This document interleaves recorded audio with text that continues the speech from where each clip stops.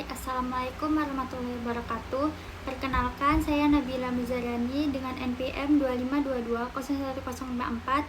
Di sini saya akan menggambarkan sebuah peta buta yang mengalami perubahan adaptasi sel. Bahan yang dibutuhkan yaitu satu buku gambar, satu penggaris, satu penghapus, pensil, ballpoint, dan juga pewarna.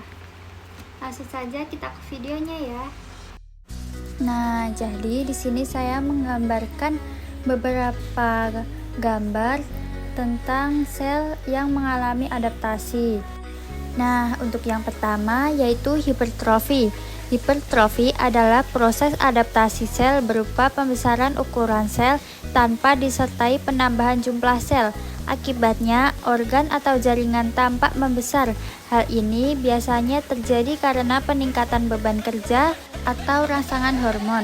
Contohnya adalah pembesaran otot pada orang yang rutin berolahraga atau pembesaran otot jantung akibat tekanan darah tinggi. Sel yang kedua yaitu sel atrofi. Atrofi adalah adaptasi sel berupa pengecilan ukuran sel sehingga jaringan atau organ menjadi lebih kecil dari ukuran normal.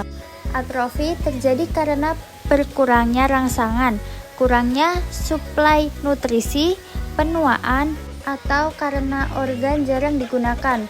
Untuk contohnya adalah otot kaki yang mengecil setelah lama tidak digunakan karena cedera. Sel yang ketiga yaitu hiperplasia. Hiperplasia adalah peningkatan jumlah sel dalam satuan ringan, sehingga jaringan tersebut menjadi lebih tebal atau membesar. Berbeda dengan hipertrofi. Hiperplasia terjadi karena sel membelah lebih banyak. Hiperplasia dapat bersifat fisiologis atau normal, seperti pembesaran payudara saat kehamilan atau patogenesis akibat rangsangan hormon berlebih. Yang keempat yaitu displasia.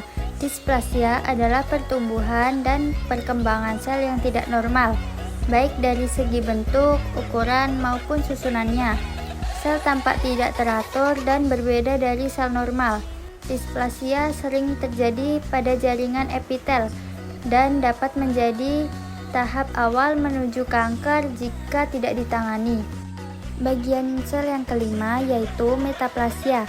Metaplasia adalah perubahan satu jenis sel dewasa menjadi jenis sel dewasa lain yang berbeda sebagai bentuk adaptasi terhadap iritasi atau stres yang berlangsung lama.